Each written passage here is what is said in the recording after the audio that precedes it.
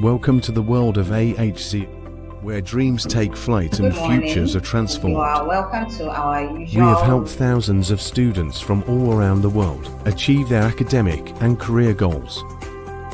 We are more than just an education consultant. We are your bridge to success in the United Kingdom. Our support doesn't stop at the classroom door. We are here to assist you with any challenges you may face during your time abroad. Get ahead with 𝐤𝐧𝐻 today. 𝐤𝐧𝐻, your pathway to excellence, your partner in success.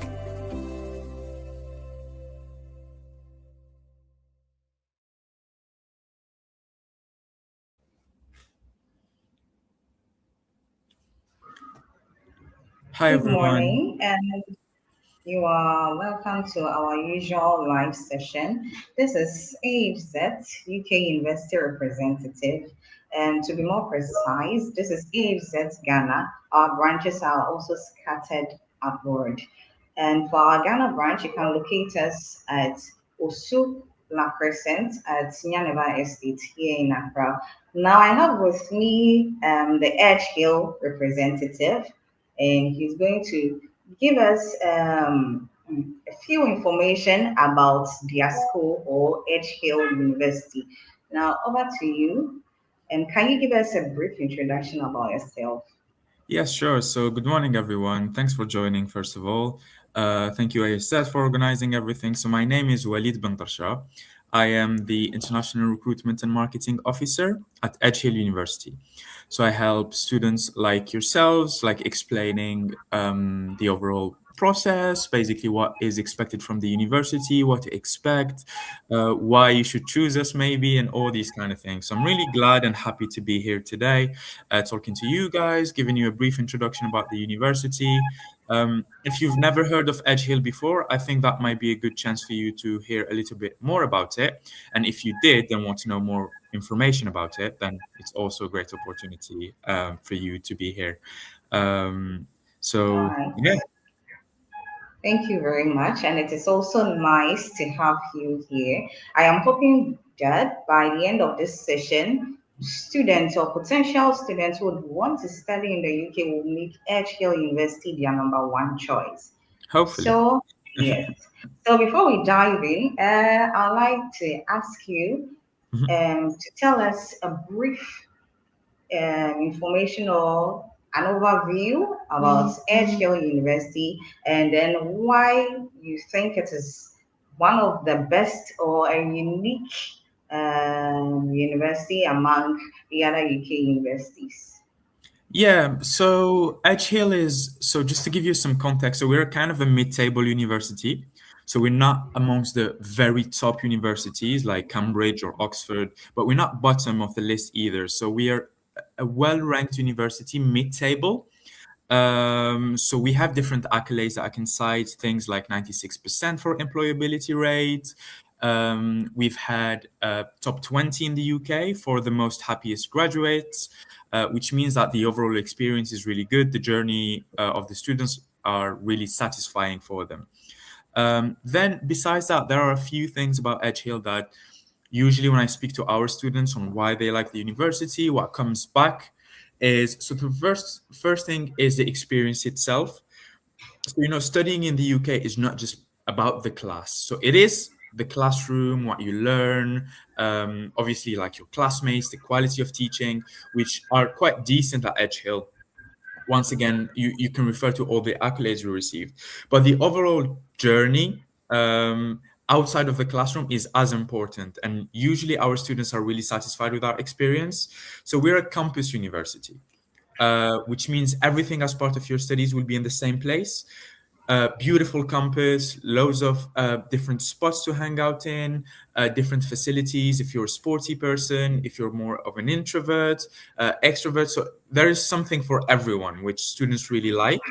And then the location is really convenient as well. So we're located in the northwest of England, about half an hour train journey from Liverpool, so just outside of Liverpool, making it like the best of both worlds. So you have that campus experience, but also quick access to a major city in Liverpool. And then Manchester is nearby as well. You have access to Preston, Southport. So this massive hub in the Northwest is really convenient. Even when you think about living expenses or cost of living, that's quite good compared to other regions in the UK. Very welcoming people, student-friendly region. So all that kind of things outside of the classroom stands out.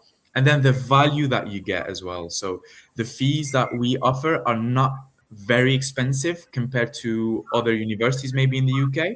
So when I say value, is what you get after committing to that initial payment or whatever. So you're paying a certain amount that is kind of affordable compared to other universities, but what you get back is not kind of a cheap experience or low quality of teaching. So you get a decent experience, really good teaching, hands-on experience as well, because most of our courses are very much kind of workshop focused. You'll have access to a lot of facilities. You'll have the opportunity to practice. They come with accreditations and so on. So yeah, best of both worlds. And once again, location is convenient, experience is great, and support is really good as well. I know that might sound as generic, or some students might think, oh, I don't need that support really. Like I'll be fine by myself. What's always available, things like helping you finding a job, career services, well-being, if you feel homesick maybe. So all those kind of things are in place for you, very personalized for you to thrive during your journey. That's about it. All right, thank you very much. No worries. Thank you.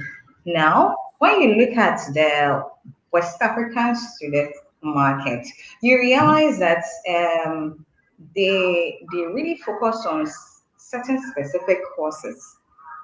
Now, I would want you to tell us about which programs or courses are available and which of these courses gets the highest enrollment from West African students, especially Ghana and Nigeria.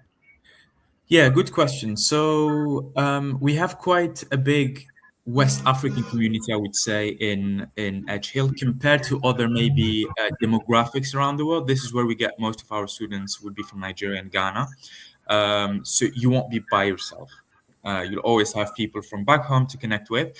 In terms of the courses that attracts the most students, so we have kind of plenty that does, but let me put some focus on the ones that would attract the most, as you say. So it will be usually things related to computer science.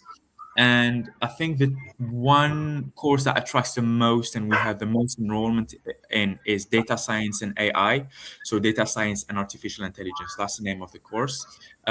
This one would require students to have a computer science background, but that would be the one where we have the most West African students. The other one would be data analytics. So it's kind of the same course as data science and AI, but this one is made for students who don't have computer science experience and want to kind of switch from a different background to actually computer science or data analytics. So under computer science, those will be the two that attracts the most students. Then we have the business related courses.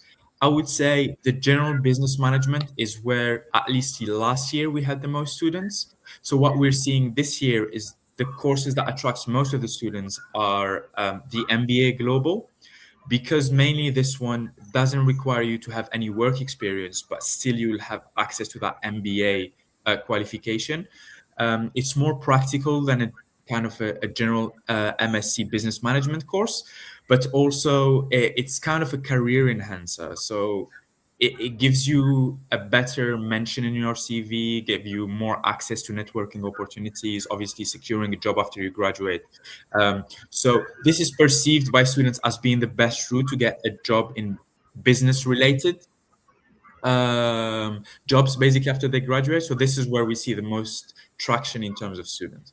Then under business, we have a few others that attract some students as well. So marketing is really popular. So the marketing, branding, and communication course is popular, especially with Nigerians, I would say. Then you'll have under business anything related to finance or accounting. For those who come from that accounting background, will attract some students as well. So things like fintech or accounting and finance. Besides those two, like computer science and business, we see a lot of students coming into the MSc Public Health Nutrition. So this is quite popular. I know, especially with Ghanaian students, actually. So the MSc Public Health Nutrition attracts a lot of students, mainly for a few factors. So the first being that it's an accredited course by the AFN, so they'll be by the end of the course an accredited nutritionist, but also the different kind of angles that the course touches in regards to nutrition, to public health, basically. So that one is quite popular. The MA Social Work attracts a lot of students as well. It's a 2 years course. So the first year will be full on studies, and the second year will be a placement year. So they need to go to NHS practices, social care practices, in order to kind of practice what they learned. That's what that one is popular. Anything related to teacher training, so those who want a career in teaching, all our teacher training courses comes with a QTS. And I think this is common with West Africa, but also all our international market. I would say anything related to PGC and teacher training is where we receive most of our students, because we have that reputation in the UK as well as being one of the best teacher training providers. You can see it through Ofsted. We've been ranked one of the only institution ranked outstanding across early years, primary and secondary teaching. So regardless of really what teaching career you want to look into, we'll have plenty of options. So as I said, teacher training is really popular. One last one, because I don't want to spend too much time telling you about all the courses, because it doesn't feel like being really specific. I would say the MSc psychology is really popular as well, just because it's a conversion course. So it's made for those who do have a psychology degree, but also those who don't have a psychology degree. And the reason it's popular is, once again, the accreditation with the BPS, so the British Psychology Society. Because usually when you get a 1 year master's course, especially when it's kind of regarded as a conversion course in other universities, you don't necessarily get the necessary accreditation by the end of your course, which we do. So that one attracts a few students as well. All right. So we also know that portals for the September intake have been Mhm. open for a while now, and then applications are tripping in here and there. For a student who is watching us now and feels like, okay, I really want to make Edge Hill University my choice, Mhm. is there a chance for the student, if he or she should apply now? And if there are any looming deadlines, can you share that with us as well, so that students will be on the watch Mhm. to be able to meet up with those deadlines? Yeah, sure. So usually what we say is the earlier you apply, the better, just because not be, mainly because if you run into any issues, complications, if you need extra documentation, extra preparation, that gives you plenty of room to adjust, so you won't be on a last minute rush. So this is what we usually say: earlier you apply, the better. So for those looking to apply now, that's perfectly fine. You still have time. I would say you still have time up until mid-July. That would be past mid-July. That would we would come into what I call like the kind of rush or panic zone, because past mid-July you would be on a rush to try and submit all the necessary documents, try to get your offer as soon as possible, try to get your unconditional offer as soon as possible, pay that deposit, get everything together. And then if you go into a smooth process, you will still make it on time. But if you run into issues, you will start seeing a bit more anxiety into getting things done more quickly. So I would say now it's still a good time. You still have time until mid-July, I would say, to avoid that panic zone and still have like a comfortable journey into your application. The deadlines to be wary about, or like to keep in mind. So usually it's the deposit or the payment deadline. That's a good one to keep in mind, because that what's tie you to the university confirmation, basically, or the university to consider you as a student who is going to commit into coming in September. So that deadline is usually end of July. So I don't have a specific date, but the one to keep in mind is the last week of July is when we are expecting you to pay your deposit, which makes sense when we think about what I said earlier. Mid-July application is when we expect to receive the latest applications, I would say. Past that, don't feel like if it's past mid-July, I won't be able to apply. You can still apply, but once again, it's going to be on a rush kind of behavior. So deposit deadline would be around end of July. Let's say we can push it maybe to the first week of August. The other one to keep in mind is for us to issue your CAS. For those who don't know, the CAS is your Certificate of Acceptance for Studies. It's the official document that is submitted by the university to the student. And this is that letter that you will use to apply for your visa. Okay? So for the university to issue that letter, the latest we can issue it will be mid-August. So let's say around the third week of August will be the latest for us to issue it, to give you enough time for you to get an appointment for your visa, get your visa done, and join us on campus on time. When I say join us on campus on time, your course is expected to start. If you're not teacher training, so those who are doing a teaching course, those will be the early start. So they start late August.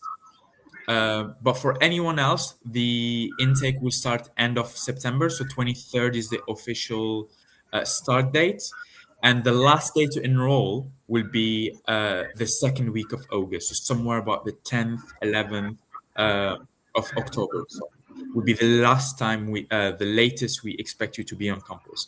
So if we want you to join us in time, get your visa decision on time, book your flights and join us, we can issue the CAS no later than the third week of August. So what does it take for you to get your CAS? So the one thing to keep in mind, or usually preventing students from receiving their CAS on time, is usually their bank statement. So as you might know, UKVI requires you to have, so UKVI is those awarding you your visa. It's the UK Visa and Immigration Body, the official government immigration body. So they require you to have a sufficient amount, depending on how much you'll be paying the university, plus, so that would be your tuition fees, plus your living expenses as set by the UKVI, in your bank account for at least 28 days. And the university needs to see that amount on your bank account for those 28 days before we can issue your CAS. So what that means, I know it's a bit complicated or overwhelming, but don't worry about that. You can always get back to us, get back to ASA. They'll explain everything and handle the process for you. But this is just for your own knowledge. Is basically, when you submit a bank statement, the amount necessary for your tuition fees and your visa basically needs to be on that bank account no later than end of July, early August. It needs to be there for the funds to mature or reach that 28 days before the end of August for us to issue your CAS. That's basically the deadlines and kind of things to keep in mind at this point. Is that clear? Does that answer? Yeah, sure. I think that's clear enough for our students who are also watching. Now, let's also talk about the entry requirements. Now, mostly students really do not know which documents are important or relevant and which documents are not so important to submit for either the undergraduate or their postgraduate studies. And another key thing as well is students often want to know whether their WAEC certificate will pass for English or they need to submit an alternate English test. So can you shed more light on the entry requirements for both undergraduates and postgraduates as well? Yeah, of course. So usually take it this way. In order to get admission for the university, you need two things. So you need a qualification that will show your academic ability to meet the requirement of the course. And the second thing will be the English requirements. So those will be the two conditions to meet the requirements to receive an offer. So let's talk about the qualification first. So in terms of qualification, depending on which level you'll be entering, you would need, let's start with the undergraduate things. So you would need your high school certificate in order to meet the academic requirements. Now, let's say if you've done the national curriculum, so whether it's a WASI for Ghana or a WAEC for Nigeria, if you only have your high school certification, so let's say just the WAEC, you would need to have a minimum of a C6 in 5 subjects. So if you have a C6 in 5 subjects, you would meet the requirement for our foundation year. So there are 2 ways to get into undergrad, either through a foundation, which makes it a 4 years degree, 4 years integrated degree, or you would enter into undergraduate year 1, which would make it a 3 years degree. So those who only have a WIAC or high school certificate, a national one, so those who are doing A levels, IB, any international qualification would qualify directly for an undergraduate year 1 entry. But those doing a WIAC, WASI, or any other national qualification, even for those in East Africa or North Africa, they will need a grade C6 in at least 5 subjects to get into the foundation year. That's all they need. And the foundation year will be relevant to the course you'll be applying for. Let's say you're applying for robotics and AI at undergraduate level. It would be a robotics and AI with foundation years. So that's our own foundation provided by the university on campus by our own staff, and it gives you a 4 years visa, obviously 4 years integrated degree that is kind of a continuation to your course. That's for academic requirements at foundation level. If you want to enter into year 1 undergraduate and have a 3 years undergrad instead of passing by the foundation, if you have an international qualification, so A levels, IB, or any other, APs, SATs, if you do an American curriculum, you would qualify depending on your grades. All this information can be found on our country page in our website, but ASZ can give you the information as well. If you have a WIAC or a WASI looking for year 1 entry, you would need an extra something for us to assess that you have a level 3 equivalent to get into year 1. What is that extra something though? So let's take WIAC as an example. You need your WIAC, and you need either a foundation year, if you choose not to do it with Edgehill, so do it with a pathway provider, or do it at another university and now you wish to transfer. So either a foundation year, so WIAC plus foundation, or WIAC plus 1 year at a university. So let's say you've done 1 year at a university in Ghana or a university in Nigeria, and now you want to go into the UK. You don't want to finish your studies. You want to go into undergraduate in the UK. So that 1 year experience at university back home, you just need your transcript from that year 1 plus your WIAC, and you get directly into year 1. Or you have your ND, so your WIAC plus a national diploma or any form of kind of post-school qualification that would show that you've done further studies past your WIAC in order to get into year 1. So that's for undergraduate. Now for postgraduate, what you need is a bachelor degree. So all our masters will need a bachelor degree with a minimum of a 2.2, so a second class lower, in order to get into the course. If you have an HND or a HND plus PGD, unfortunately, we don't have any top-up programs nor access directly into masters. So you will need to have a bachelor degree. If you've done an HND, but then you want for a top-up, and now your degree is transformed or converted into a bachelor degree, then we can consider it into a master's. But the university will usually need to see a bachelor degree, basically, for you to get into a master's. Now, I've said for most of our courses, the minimum requirement will be a second class lower, things like business management, MBA, the data science and AI, all the courses I've cited earlier. But some courses would have different requirements. Let's take, for example, the MA social work.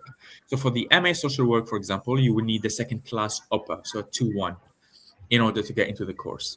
Another example is sustainable leadership. You would need a 2.1. So always double check the specific requirements for the course itself, because it might have some extra requirements, or it might even ask you for experience. Let's say if you are applying for an MA education or teaching course, we would need to see you have that experience either in teaching or in the education setting. So basically, make sure to double check the entry requirements for the specific course, just in case. General rule of thumb is going to be 2.2, but sometimes there are some exceptions. Now, in terms of English requirements, for English requirements, we do accept a WIAC and a WASI as a waiver for English test, but that would need to meet specific requirements. So what are those specific requirements? There are two requirements. The first one is the grades, and the second one is the timeline. So the durability of the test. How long? So how long did you take the test? When was it? So basically, if you have a WIAC, the first requirement would be for you to have a grade C6 in a WIAC, NECO, WASI, or SSCE. So any of them, if you're from West Africa. If you have your WASI or WIAC, but your qualification is more than 10 years old, so you have your WIAC, you had your WIAC in 2014 or 2013 or 2012 or before 2016, basically, we won't be able to accept that qualification as an English waiver. Now, if you have your WIAC and WASI and it's older than 10 years, what we can do is we can accept a letter of English proficiency to go along with your WIAC. So we need to see your WIAC showing a grade C6, but you need to submit a letter of English proficiency from your university only. We don't accept letters from employers. That shows basically that you've been examined and have your qualification been taught in English, which we know it's the case in Ghana and Nigeria. But once again, it is conditional on when did you obtain your qualification. So if you graduated from university after 2016, so less than 10 years ago, we can accept it. If your WIAC is older than 10 years and you graduated more than 10 years ago from university, then you would need to take an English test. I hope that makes sense. But if it's to give you an example, let's say to make it easier to understand, let's say your WIAC, you obtained it in 2017. So it's less than 10 years ago. English test is waived. Now, if the WIAC is older than 10 years, so you obtained it before 2016, you have the second option of submitting the MOI. But you need to consider, when did I graduate from university? So if you graduated after 2016, you can submit WIAC plus MOI and it's waived. If you graduated, let's say, from your bachelor degree in 2018, 2019, or whenever, so after 2016, we can accept it. If you graduated before 2016, so your WIAC is older than 10 years and you graduated from university back in 2012, then you would need to take an English test in order to prove your English proficiency. And I know I know in Nigeria and Ghana, English is so good. You guys don't struggle with English at all. It's your main language, recognized language. You study in English, basically work in English. But for admin purposes, compliance purposes, we will need to see either the requirements to meet that deadline of 10 years for each one, or for you to take an English test. Now, in terms of English tests, we accept plenty of different tests. So IELTS being one, we accept TOEFL, Duolingo English test. So Duolingo is usually regarded as the most convenient one, just because it's online. So people don't have to book appointments and go to the test center. So it's online, so it's easier for people to do it that way, those who don't meet the waiver requirements. Does that answer your question? Yes. All right. Yes, it was clear. We have been very much enlightened, but we'll go for a quick break. We are not done. We'll be back again. And if you are joining now, this is our usual UK University Virtual Open Day with 𝐁𝐞𝐧 University. And I have here with me Mr. 𝐕𝐨𝐺𝐻𝐻, who is the International Recruitment and Marketing Officer for 𝐁𝐞𝐧 University. Now we'll go on a quick break and we'll be right back. Thank you. How much do you really know about the UK? The United Kingdom, often referred to as the UK, is made up of 4 distinct countries: Northern Ireland, Wales, England, and Scotland. Each of these countries has its own unique flag, but they are united under one flag, the Union Jack. This symbolises the unity of these 4 nations, which is why we often refer to the UK as a country of countries. Did you know that the UK is home to 76 cities in total? Here's a quick breakdown. Wales has 7 cities, Scotland has 8 cities, England boasts 55 cities, Northern Ireland has 6 cities. So, whether you're dreaming of studying in the historic streets of Edinburgh or the lively atmosphere of London, there's a place for you in the UK. At 𝐤𝐧, we're your trusty guides to navigating this exciting journey. We understand the ins and outs of the UK education system and are here to help you find the best, most affordable and stress-free options. Let us be your adventure partner as you embark on your educational journey in the UK.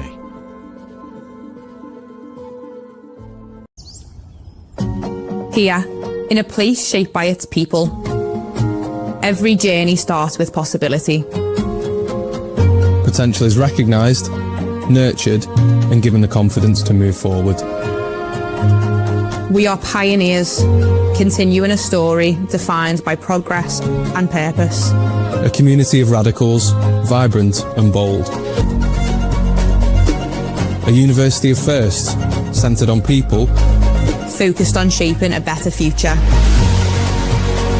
where ideas spark to life, we're there. Championing courage and equality.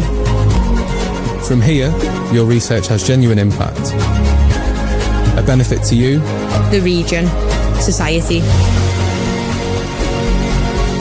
To feel like home is in our nature. inclusive, Free thinking. A place to belong. With space to reflect. no matter where you start, this is where it takes shape. Education with impact. Ideas into action. Power in the future. In the heart of the Northwest.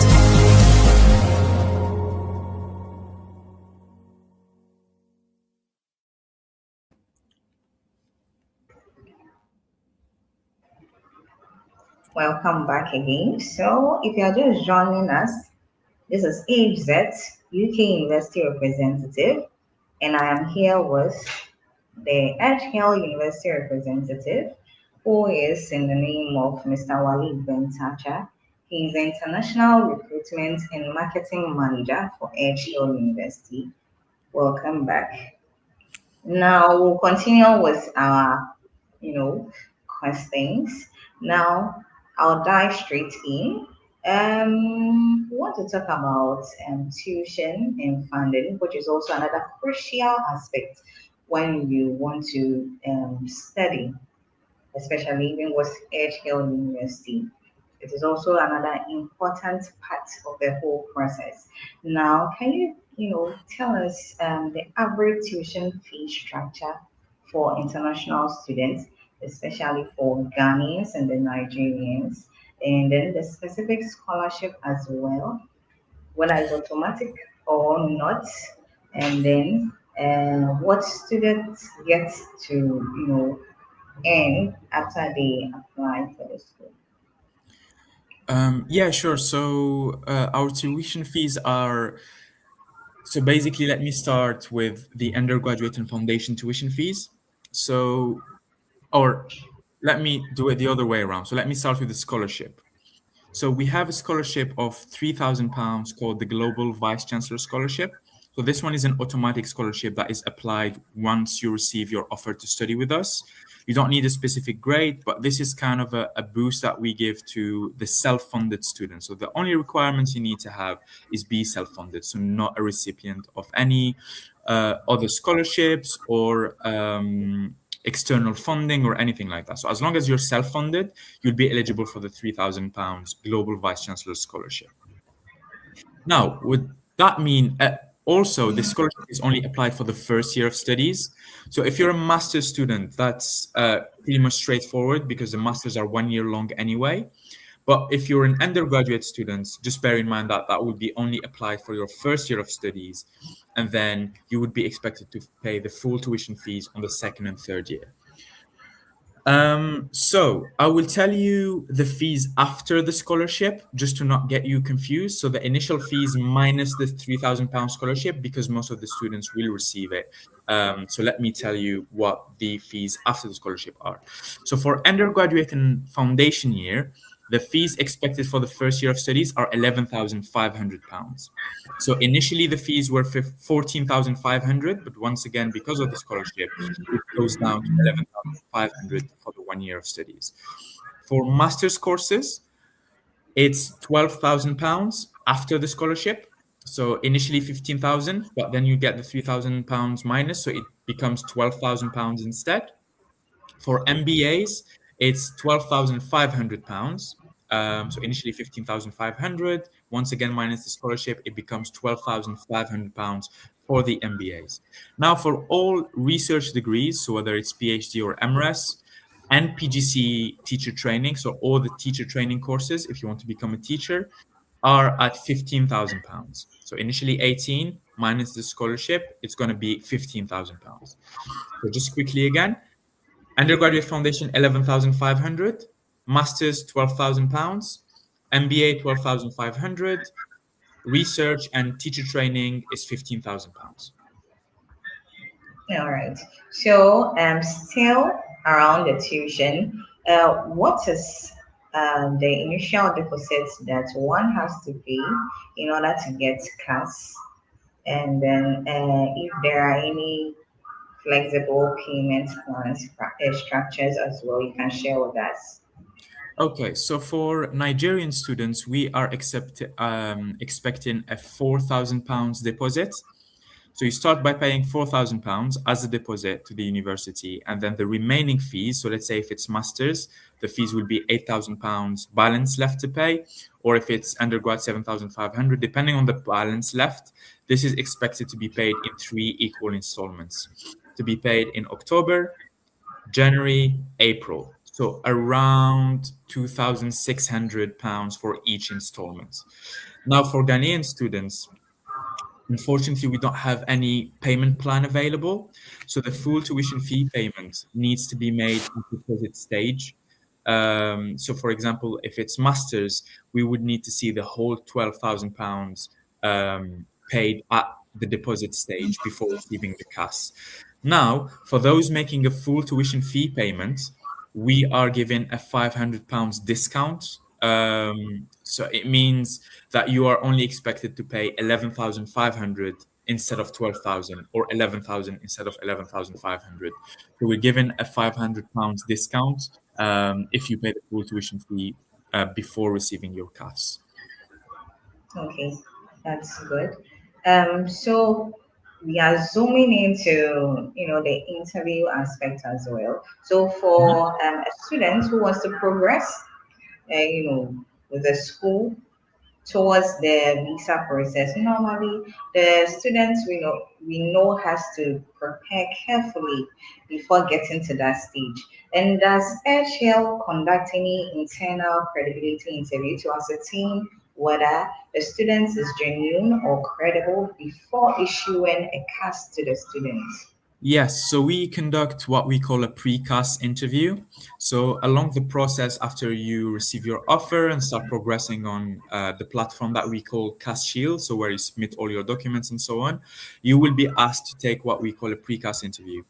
So the pre-CAS interview is, as you mentioned, is kind of a credibility check, but also a good opportunity both for us to assess if the student is genuine, if they are who they say they are, if they know a little bit about their course, about 𝐁𝐿 as a university, if they kind of know what they're engaging in. So the pre-CAS interview is a credibility check, but also it's a good preparation for a potential visa interview. So it's not conducted by any staff member, but it's kind of a computer-generated interview. So you'll be looking at the screen, you'll have questions displayed. Let's say, what are you looking forward to study the most at 𝐁𝐿? What course or what module interests you the most in the course that you picked?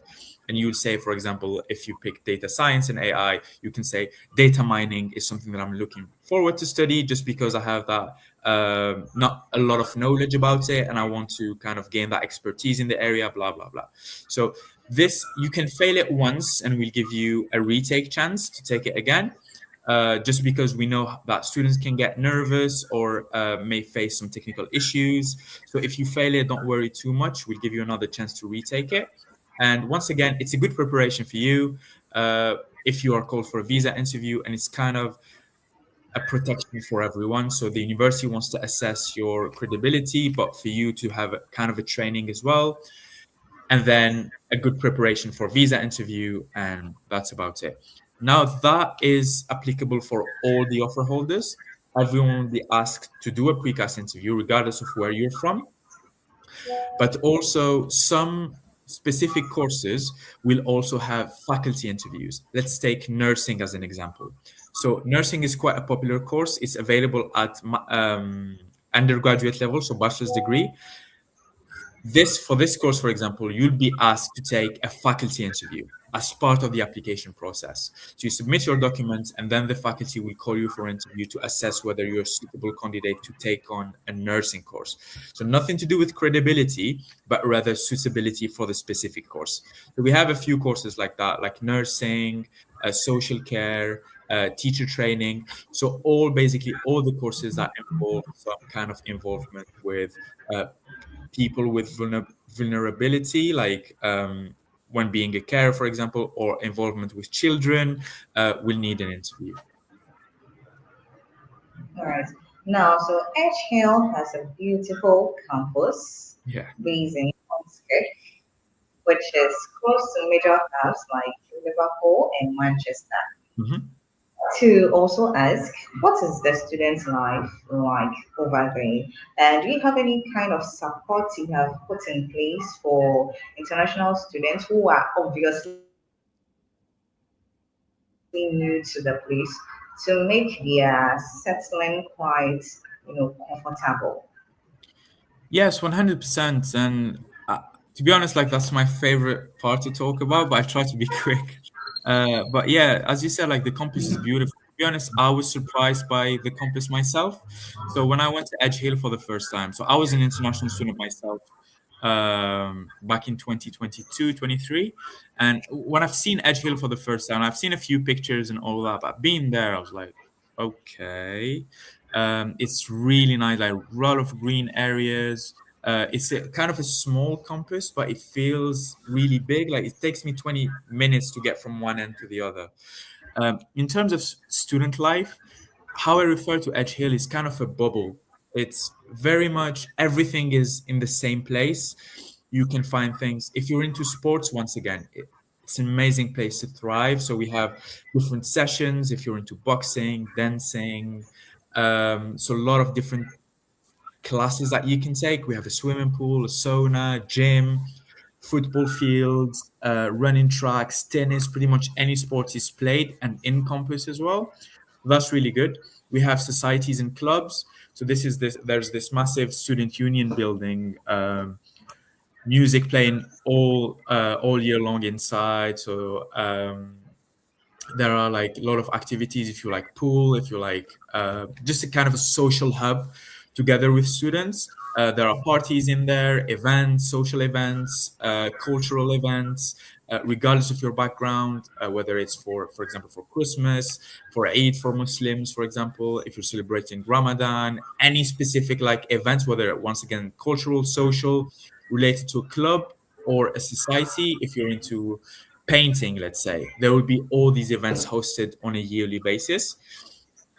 And besides that, we have different facilities as well. So cinema, theaters, restaurants on campus, food markets, supermarket, all in campus. You don't even need to go out if you don't want to. Now, in terms of support available and us helping students to connect with one another, so we have an international student life team. So basically, their purpose and whole job is to make sure that international student life is good enough, that they're supported, that they have decent events, that they are included in any events that are going on. So the things that they do, for example, so they organize trips, for example, to the Lake District, which is amazing to go to for a hike or just to see, to Conway in Wales, trips to Chester, to Liverpool, Manchester.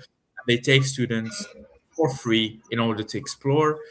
We have a weekly global cafe, so that global cafe runs every week, brings international students together, and they do things like karaoke, crafts, quiz, celebrates cultural events once again, like whether it's Christmas, Dia de la Muerte for Mexicans, so cultures from all around the world, not just Africa. So it's a good chance also for international students to connect with one another, and you get to learn a lot about people coming from different places. And you're like, oh, you did this back in your country. We kind of do the same thing, and it's kind of a good opportunity to connect with one another.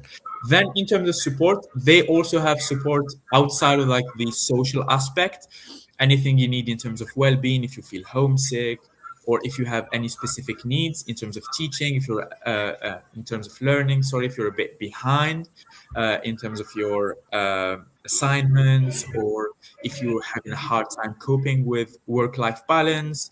So we'll be able to support you in that aspect as well. If you have any specific needs, for example, if you have dyslexia, ADHD, accessibility needs, we'll make sure that you have the support available for you to be able to do your studies at your own pace. And then also things like helping you with your career prospect, helping you tailor your CV, personal statement, helping you apply for jobs, and then yearly kind of events, monthly sometimes, or faculty related.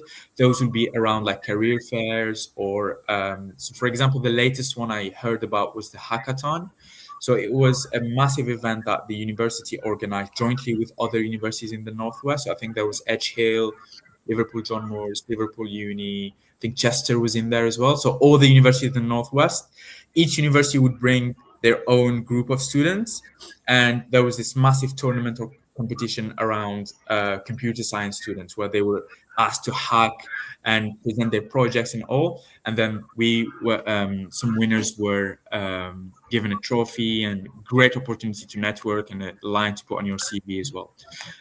So it wasn't universities competing with one another, but there was a mix of students. So let's say a group of 5 students, 2 from Edge Hill, 1 from Liverpool Uni, 1 from LGMU, and they will compete together to form a team, and then who can do the task better. So all these kind of things would happen in campus, outside of campus, and so on. So plenty of things to do. Just stay engaged.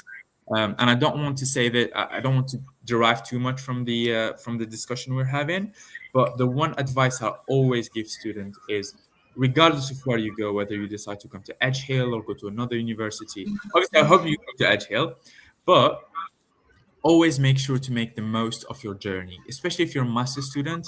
It's only 1 year, and a year goes so fast. So make sure you take advantage of all the things that a university offers. And no one will come and knock at your door saying, oh, by the way, there's this event going on. There's a career fair. There's this club. There's this society. So you need to be engaged. You need to keep an eye out. You need to connect with people, go and see what's going on, go and ask, go to the career services, go to the support team. So always be proactive, go and look for things, make time for yourself. This is the way you will make the most of your experience, because I've seen students doing the same course. 2 students coming the same year from the same country doing the same course, but having 2 completely different journeys. So one would be mainly in their room, working a job, going to the classroom, and that's it. But the other one would have a more engaged approach. So they would go to the class, have a job, but also maybe register with the volleyball team, even if it's for leisure. Always doing the career fair, liaising with the faculty, asking for opportunities. So those students at the end of the year would have 2 very different stories to tell. One will have a full CV with all the things that they've done, but also a full year to remember and a memorable year, while the other one would just have a mention that, oh, I've done this job and I've done this course and I have a certificate, and that's it. So once again, it's a journey. So make sure you stay proactive and make the most of it. All right. So we are going to wrap up very soon. I can see we have a lot of questions from the comment section as well. But before you address those questions, Sure. I would also want you to touch on post-study work opportunities. Now, students travel to the UK to study, because they believe it's also going to increase their career prospects. Sure. Now, how does Edgehill also prepare these students for the job market after their studies or during their studies?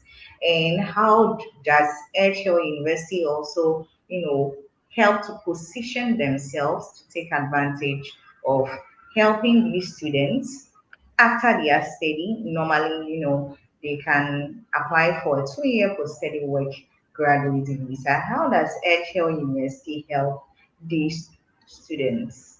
Right. So yeah, so I know that every single student will have hopes to work while studying, which is like the standard for whether it's UK, international students, everyone wants to work and to support their studies, to support like their experience, to have some pocket money and all that, which is really good. And I encourage everyone to do the same. So Edgehill supports in different ways. So the first thing that you need to bear in mind is we have a dedicated career service. So the career service do a few things here. So the first thing that they do is they post jobs. So they advertise jobs, part-time, full-time, volunteering, placements, internship, and all these kind of things. So whether it's during your studies or after your studies. That's one thing they do. The second thing is they support you with making yourself more market ready. So they help you writing your supporting documents like personal statement. They help you doing mock interviews. For example, you applied for a job or you want to apply for a job. So you can request career service appointment and they will help you in, for example, conducting a fake interview in order for you to be prepared for that real interview and expect a few questions and have like that anxiety taken away. They point you to the right direction about where to look for jobs related to your degree. And yeah, that's about the support they offer. Now, this service will be also available up to 3 years after you graduate. So even if you finish your studies, whether you decide to stay in the UK, go back home, go to another country, you will always have access to this service up to 3 years after graduation. The second support that you will get is from the faculty or your course lecturers or course supervisors. So every single student who come to us into a course will be given assigned a tutor. So the tutor will be the person from the teaching staff, whether it's the program leader, a senior lecturer, or lecturer in a specific course that will be assigned to you. So they will be usually your main point of contact. Make sure to always liaise with them. So they will help you, for example, they will help identify your strengths, your weaknesses. They will help you, they will keep you informed about events around like networking events, about projects that are going on, everything that is relevant to your degree and point you to the right direction. They're a really good contact to keep. And then the last one would be anything that is related to visa advice. So once it's time for you to apply, for example, for your postgraduate visa, we will support you in terms of like how to apply, where to look, what are the documents needed, and all these kind of things to make sure that you're not alone in the process. It's not like, okay, you graduated now, okay, you just leave. It doesn't work like that. So we support you even after you graduate in terms of applying, where to look, and once again, you can always come back to the university in terms of support and asking advice in terms of your career. So these are the areas I would say we support students in. Now, just before I finish this, one important aspect, like kind of, this is to give a reality check to everyone, just for you to know what to expect and not to set your expectations too high. And this advice works, once again, regardless of where you decide to go. Don't expect to get a job on your first month after arriving. This is very ambitious, but often not with the reality, because within the month that you arrive, you need to catch up with all the induction material, getting familiarized with your degree, with your course, with your tutors, where to go, where you live, set up, adapt, set your bank accounts, register with the GP, all these kind of things that you need to do within a month. So don't expect to get a job within a month. Usually the good students or those who are really proactive get a job within the 2nd to 3rd month. And while we support you into getting a job, we won't offer you a job. So it's not like you write to us and it's like, oh, hi, welcome, you study, and this is a job for you. You go and you start working straight away. So this will be your own effort we point you to the right direction, try to support you the best we can, but it's going always to be your own responsibility to go and find a job for yourself. So make sure to be proactive, always looking for opportunities, applying for CVs, have a high rejection tolerance. The number of jobs I applied for when I was a student and I get a rejection for, I cannot even tell you. So many jobs I got rejected, but you keep applying and applying, and you go and see and tailor it a little bit more. So you need that resilience and looking for the right opportunities and be proactive. Always bear that in mind. And also one last thing is, please, if you expect to, for example, pay a deposit, arrive to the campus and think, okay, I'll start working and then pay the tuition fees, accommodation, living expenses with the job I'll be having. This is mathematically impossible. So I know not everyone will think this way, but please bear that in mind. If this is what you're thinking, abort the mission. That's not going to work, because if we're thinking about the current job market, £12 an hour minimum wage, and you get a restriction of 20 hours per week as per the UKVI requirements maximum. Some students might get 14 hours work, some 8, some 9 hours, 16. So sometimes you won't even reach that 20 hours. So if you are lucky enough to get 20 hours within the second month, £12 an hour, we're expecting you to receive maybe £900 to £1,200 a month. And you'll have your tuition fees to pay, your rent to pay, your living expenses, what to eat, drink, and all that kind of stuff. So please don't make the mistake to engage into a university while you don't have some fees available. Because if you're thinking, okay, I'm going to work, which is great, and then finance everything, that might be really tricky and almost completely impossible to do. So this is just a friendly advice. If you want to take it or not, up to you, but at least you know what to expect. And you're not misguided or set your expectations in a different way. All right, thank you very much. Yeah. Now we have some questions from the comment section, which I would want you to address. So the first question, when you were talking about the CAS, you said you needed to prove that the money for fees in the bank account. Yeah. Does this mean that the money for living expenses has to be there as well? Or is it the tuition balance? Is that enough? Correct. So for the bank statement, you will need both. So you will need both the tuition fees and the living expenses. So basically the bank statement that we will see, so what the university does is it makes sure that the document or the bank statement you submit to us will be the same that you submit for your visa application to avoid any potential rejection.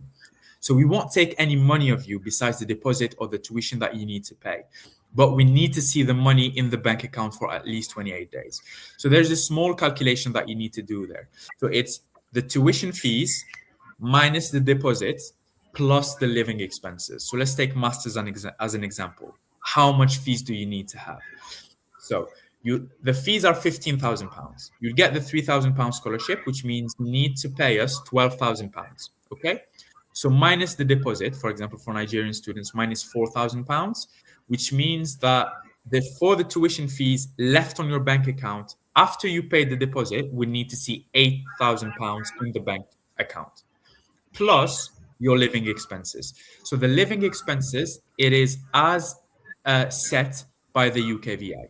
So since we are outside of London, I believe the living expenses are somewhere around £10,300 a year. So we need to see 8,000 plus 10,300, I think. So that will be in the bank account a total of 18,600, let's say, available in the bank account for at least 28 days that we need to see in there, because that's the same document that you will need to submit on your visa, and we need to make sure that the document is ready and you won't encounter any potential refusals because of lack of funds, basically. Yeah. This was a master's example. So depending on the course you're applying for, the calculation is different. Okay. Sure. All right. So the second question, can NECO be accepted in any of the UK universities? So 𝐻𝐿, do you accept NECO for an MSc program? So we accept NECO as an English requirement. So if we're talking about the English side, yes, we accept it as a waiver. But as said earlier, it needs to be no older than 10 years. And if it is older than 10 years, but you graduated less than 10 years ago, so you graduated after 2016, we can accept NECO plus letter of English proficiency for you to tick that English requirement box. Okay. Otherwise, So, all right.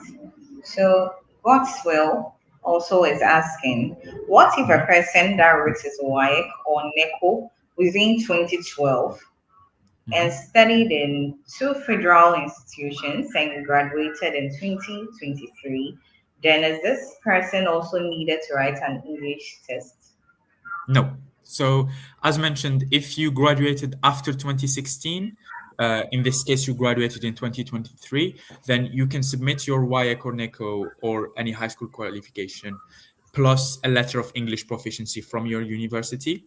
And that will be perfectly fine. You don't need to sit an English test. So the only way you need to sit an English test is if you graduated before 2016. All right. So I have Siva here, who is asking, after the initial deposit, how long does it take to pay the balance? So if you're from Nigeria, then the next payment will be expected to be the last day of October. So you start in September, you paid the deposit already. The first installment is expected the last day of October. The second one, the last day of January. The last one will be the last day of April. So October, January, April, which is roughly 2,600 from masters. From Emmanuel, he's asking whether he can still get admission for September intake. Yeah, you still have time, yes. And then he's also asking how much the first deposit is required. Right. So if we're talking about students from Nigeria, it's going to be £4,000. For students from Ghana, we will need the full tuition fee payment, unfortunately. So we don't have a payment plan in place, which means that you'll need to pay the full tuition fee at the deposit stage.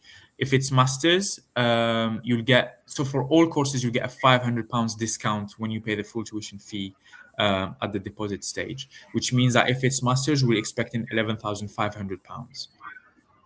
All right. So from Rotimi, she's asking if she can apply for MRES. So MRES applications are closed now. We don't know if we'll be taking any more for the next intake, which is going to be February time. So MRES is still a question mark at this moment. So MRES applications are now closed for next intake.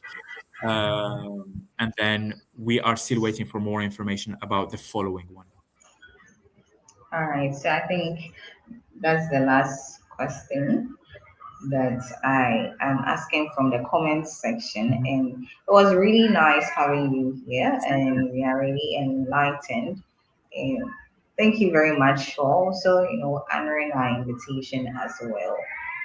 You're very welcome. If you are sure, if you just joined, this is 𝐸𝐳 UK University representative, and I'm here with the representative for 𝐸𝐻𝐿 University, who is by the name of Sawali Bentacha. And we usually have these live sessions, so from time to time, we would also have another one as well. Thank you very much for joining as well. Do you have any closing remarks? No, you're very welcome. I mean, I'm very pleased to join all these live webinars. You've been doing great so far, helping students get into 𝐸𝐻𝐿. So thank you very much for the invitation. I hope that was useful for the students who attended. I didn't waste your time. And yeah, thank you for hearing me out and giving me the chance to tell you more about 𝐸𝐻𝐿. If anything is needed to get into 𝐸𝐻𝐿, or you can always reach out to 𝐸𝐻𝐿 for any other questions if needed. And thank you very much once again. Thanks. You're welcome. All right. So we'll see you once again. Bye. Hopefully. Bye-bye. Thank you. Here, in a place shaped by its people, every journey starts with possibility. Potential is recognised nurtured, and given the confidence to move forward. We are pioneers, continuing a story defined by progress and purpose. A community of radicals, vibrant and bold. A university of first, centred on people, Focused on shaping a better future. where ideas spark to life, we're there. Championing courage and equality. From here, your research has genuine impact. A benefit to you, The region, society. To feel like home is in our nature. inclusive, Free thinking. A place to belong. With space to reflect. no matter where you start, this is where it takes shape. Education with impact. Ideas into action. Power in the future. In the heart of the Northwest.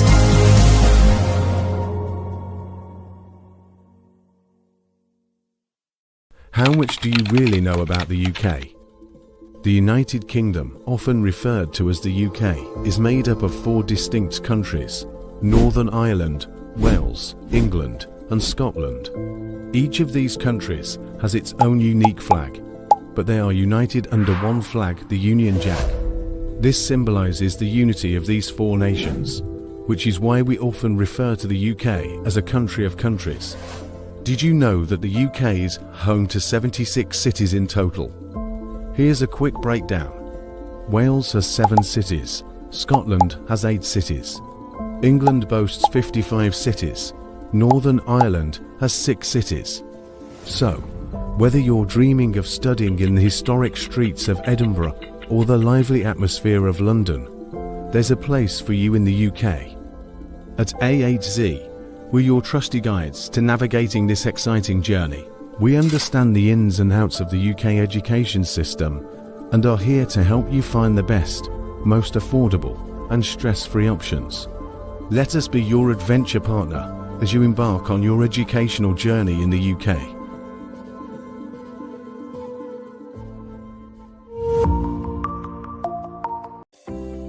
Welcome to the world of 𝐴HZ, where dreams take flight and futures are transformed. We have helped thousands of students from all around the world achieve their academic and career goals. We are more than just an education consultant. We are your bridge to success in the United Kingdom. Our support doesn't stop at the classroom door. We are here to assist you with any challenges you may face during your time abroad. Get ahead with 𝐴𝐧𝐶 today. 𝐴𝐧𝐶, your pathway to excellence, your partner in success. In a world brimming with opportunities, where will your educational journey take you? Welcome to 𝐴𝐧𝐶 Associates, a leading educational consultancy dedicated to shaping dreams and opening doors to a global education.